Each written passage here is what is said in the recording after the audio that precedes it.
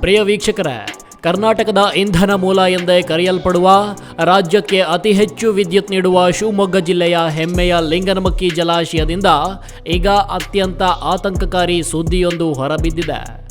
ಹೌದು, ಮಲೆನಾಡಿನ ಭಾಗದಲ್ಲಿ ಈ ಬಾರಿ ಮುಂಗಾರು ಮಳೆ ತೀವ್ರ ಕೈಕೊಟ್ಟ ಹಿನ್ನೆಲೆಯಲ್ಲಿ ಜಲಾಶಯದಲ್ಲಿ ನೀರಿನ ಮಟ್ಟ ಸರ್ವಕಾಲಿಕ ಕುಸಿತದತ್ತ ಮುಖ ಮಾಡಿದೆ. ರಾಜ್ಯಕ್ಕೆ ಬೆಳಕು ನೀಡುವ ಸಾಗರದ ಒಡಲಿನಲ್ಲಿ ಈಗ ನೀರಿಲ್ಲದೆ ಇಡೀ ಕರ್ನಾಟಕವೇ ಕತ್ತಲಲ್ಲಿ ಮುಳುಗುವ ಭೀತಿ ಎದುರಾಗಿದೆ.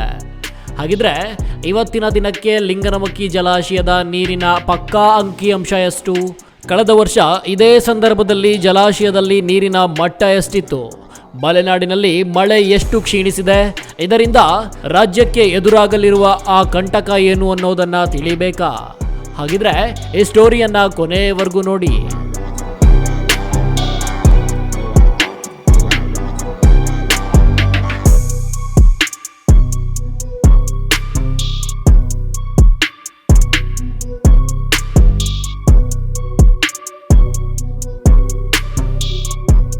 ವೀಕ್ಷಕರೇ, ಪ್ರತಿ ವರ್ಷ ಜೂನ್ ತಿಂಗಳು ಬಂತೆಂದ್ರೆ ಮಲೆನಾಡಿನಲ್ಲಿ ಮುಂಗಾರು ಮಳೆ ಅಬ್ಬರಿಸ್ತಾ ಇತ್ತು. ಲಿಂಗನಮಕ್ಕಿ ಜಲಾಶಯಕ್ಕೆ ಭೋರ್ಗರೆದು ಹರಿದು ಬರ್ತಾ ಇದ್ದ ನೀರು ಜಲಪಾತಗಳ ವೈಭವವನ್ನ ಹೆಚ್ಚಿಸ್ತಾ ಇತ್ತು. ಆದರೆ ಈ ಬಾರಿ ಪರಿಸ್ಥಿತಿ ಸಂಪೂರ್ಣ ಉಲ್ಟಾ ಆಗಿದೆ. ಇಡೀ ಶಿವಮೊಗ್ಗ ಜಿಲ್ಲೆಯಲ್ಲಿ ಮಳೆಯ ಪ್ರಮಾಣ ಗಣನೀಯವಾಗಿ ಕ್ಷೀಣಿಸಿದೆ.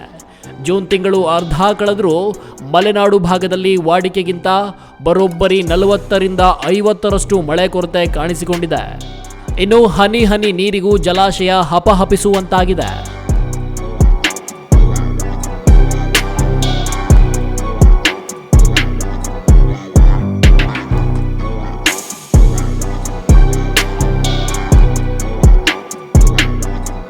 ಇಲ್ಲಿ ಒಮ್ಮೆ ಲಿಂಗನಮಕ್ಕಿ ಜಲಾಶಯದ ಸದ್ಯದ ಪಕ್ಕಾ ಅಂಕಿ ಅಂಶಗಳನ್ನ ನೋಡೋದಾದ್ರೆ, ಈ ಜಲಾಶಯದ ಗರಿಷ್ಠ ಮಟ್ಟ 1819 ಅಡಿಗಳು. ಆದರೆ ಪ್ರಸ್ತುತ ಜಲಾಶಯದಲ್ಲಿ ನೀರಿನ ಮಟ್ಟ ಕೇವಲ 1745 ಅಡಿಯ ಆಸುಪಾಸಿಗೆ ಬಂದು ತಲುಪಿದೆ. ಆದರೆ ಜಲಾಶಯದಲ್ಲಿ ಕೇವಲ ಡೆಡ್ ಲೈನ್ ಸ್ಟೋರೇಜ್ ತಲುಪಲು ಇನ್ನು ಕೆಲವು ಅಡಿಗಳು ಮಾತ್ರ ಬಾಕಿ ಉಳಿದಿದೆ. ಕಳೆದ ವರ್ಷ ಇದೇ ಅವಧಿಗೆ ಹೋಲಿಸಿದರೆ ಜಲಾಶಯದಲ್ಲಿ ಅರ್ಧಕ್ಕಿಂತಲೂ ಕಡಿಮೆ ನೀರಿದೆ. ಇನ್ನು ಜಲಾಶಯಕ್ಕೆ ಹರಿದು ಬರ್ತಾ ಇದ್ದ ಒಳಹರಿವು ಕೇವಲ ಶೂನ್ಯಕ್ಕೆ ತಲುಪಿದ್ದು, ಹೊರಹರಿವು ಮಾತ್ರ ವಿದ್ಯುತ್ ಉತ್ಪಾದನೆಗಾಗಿ ಅನಿವಾರ್ಯವಾಗಿ ಮುಂದುವರೆದಿದೆ.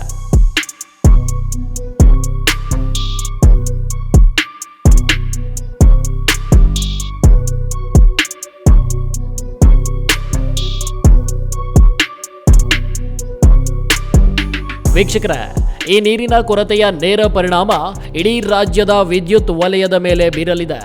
ಶರಾವತಿ ಜನರೇಟಿಂಗ್ ಸ್ಟೇಷನ್ನಿಂದ ರಾಜ್ಯಕ್ಕೆ ಪ್ರತಿದಿನ ಕೋಟ್ಯಾಂತರ ಯೂನಿಟ್ ವಿದ್ಯುತ್ ಪೂರೈಕೆಯಾಗ್ತಾ ಇತ್ತು. ಆದ್ರೀಗ ಜಲಾಶಯದಲ್ಲಿ ನೀರು ಖಾಲಿಯಾಗ್ತಾ ಇರೋದ್ರಿಂದ ಲೋಡ್ ಶೆಡ್ಡಿಂಗ್ ಭೀತಿ ಇಡೀ ಕರ್ನಾಟಕವನ್ನ ಕಾಡಲಾರಂಭಿಸಿದೆ. ಸರ್ಕಾರ ಈಗಾಗಲೇ ಪರ್ಯಾಯ ಇಂಧನ ಮೂಲಗಳಿಗಾಗಿ ತಡಕಾಡ್ತಾ ಇದೆ. ಒಂದು ವೇಳೆ ಮುಂದಿನ ದಿನಗಳಲ್ಲಿ ವರುಣದೇವ ಕೃಪೆ ತೋರದೇ ಇದ್ರೆ ಸಿಲಿಕಾನ್ ಸಿಟಿ ಬೆಂಗಳೂರು ಸೇರಿದಂತೆ ರಾಜ್ಯದ ಹಲವು ಜಿಲ್ಲೆಗಳು ಕತ್ತಲಲ್ಲಿ ಕಳೆಯಬೇಕಾದ ಪರಿಸ್ಥಿತಿ ಬರಬಹುದು ಎನ್ನುತ್ತಿದ್ದಾರೆ ತಜ್ಞರು.